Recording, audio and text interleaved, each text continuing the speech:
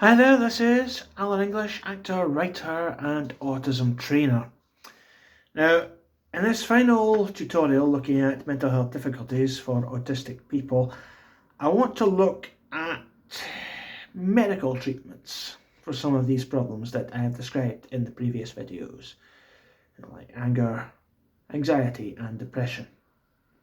Now, these treatments work best alongside and supporting the coping strategies outlined in the previous video. Now, the first and most obvious medical treatment is, of course, counselling and talking therapy. I found this to be the most effective one for myself.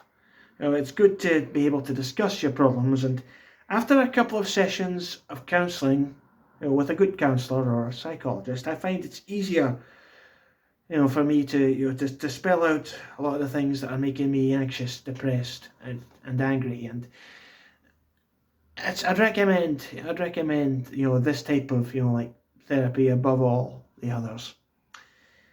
A good form of talking therapy, in my experience, not everyone agrees with this, but in my experience, a good form of talking therapy is CBT, cognitive behavioural therapy.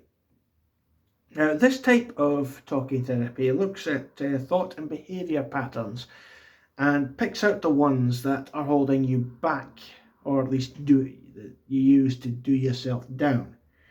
It's all about addressing more the attitudes you have towards yourself. Rather than actually changing your personality, it's more like your attitude towards you and your personality. That's what I've found with CBT. If you find the kind of like the attitudes and the kind of like this, the self-sabotaging thoughts that you got in your head, if you can identify them, you stand a better chance of moving on from them, and being happier with yourself as an autistic person. That's where I find it works. Now, it is good to reiterate at this stage that while autism is not a mental health disorder, if you are autistic, you are sadly more likely to have mental health problems. Now, these treatments that I'm talking about right now, they will not cure someone's autistic nature. And if anyone's ever promising you a cure, no, it doesn't exist. There is no cure for this. There is no cure for autism, but medical treatments can help you manage your mental health issues better.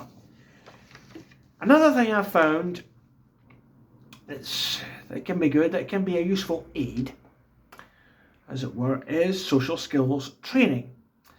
Now, I don't mean physical behavioural training, but basically the type of social skills training that at least gives you, as an autistic person, a basic understanding of what socializing is all about. There are some good books out there that look at things like gesture, facial expression, and body language.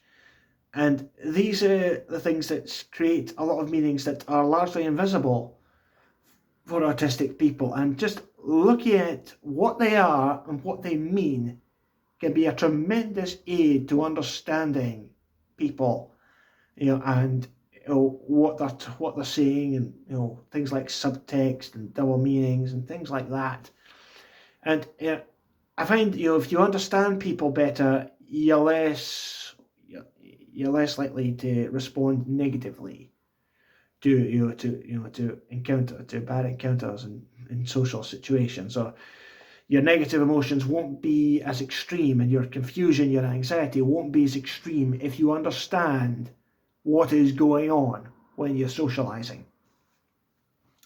Now, as good as some of these treatments can be, there are hazards, there are pitfalls, and I'll give you a couple of examples from my own experience here. Now, when I was a kid, I was sent to what they called occupational therapy. When I was a kid, it was a kind of a social skills training, but Not really, because it was, well, at this time, I was still undiagnosed. My autism was completely unknown. I mean, all they knew about was that I had difficulty mixing with other kids and I had mental health difficulties. I mean, that was really all that my parents and all the school knew when I was sent to this hospital group as a child. But this group's aim was very simple. It was to gather some problem kids around the table and get them to talk about their problems. I did my best with this, but it was hard to keep focus. Kids who struggled to keep focus or who would not cooperate, well, this would cause problems. Some of them would kick, scream, start getting violent, and I would often see other kids having to be restrained or pinned to the floor, by the therapists in the room. Whatever this group was meant to do, it was not terribly effective. So that's a pitfall. That's just something that can happen, sadly, and often does.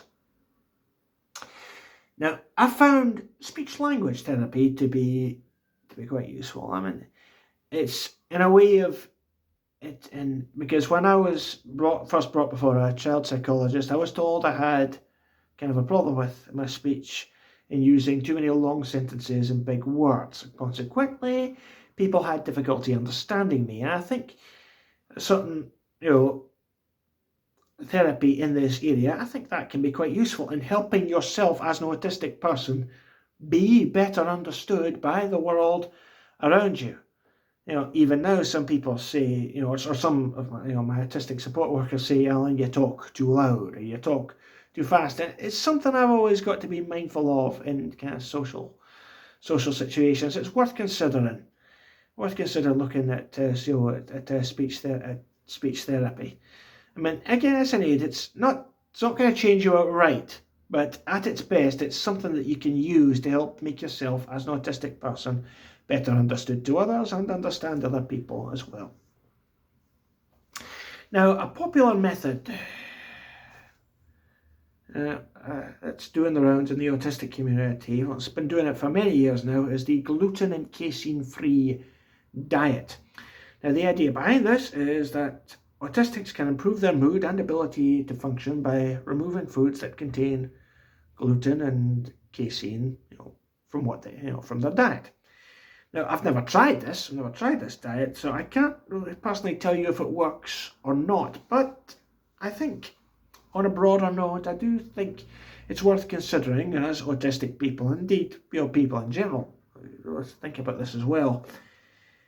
We should think about what we eat and its effects on our physical and mental health. Decreasing our intake of alcohol and sugar is a good start, as well as increasing the amount of water and the amount of fruit and vegetables we eat. It's simple stuff, but I think it's a start, and it's certainly worth looking at. Now, the very last thing I want to mention here, this is something that should only be tried as a very last resort, is psychiatric medicine. Now, in the past, I have taken psychiatric pills, and I'm currently on an antidepressant myself. Can't say it cures all my woes, but it does. It can help. It helps stabilize my moods. But this stuff, my God, this stuff can be very, very tricky, very problematic. In the past, I've taken substances like quizapine, sertraline, and risperidone. And these things can have potentially debilitating side effects. And the side effect that I experienced most was fatigue. This stuff, my God, some of this stuff, these pills, just half a pill of some of these substances, can slay animals, can put a grown person to sleep for many hours. So with these things, if you're ever prescribed them, always follow your doctor's instructions, always take the prescribed dosage, and never mix with alcohol or other, especially non-prescription drugs. Very dangerous, very tricky, so be careful with that. So, to conclude, at best, these are some of the best recommended medical treatments that can help autistic people manage their mental health problems. Now, in the next couple of videos, I'm going to discuss this, what works and what doesn't work when supporting autistic people who are in need of support.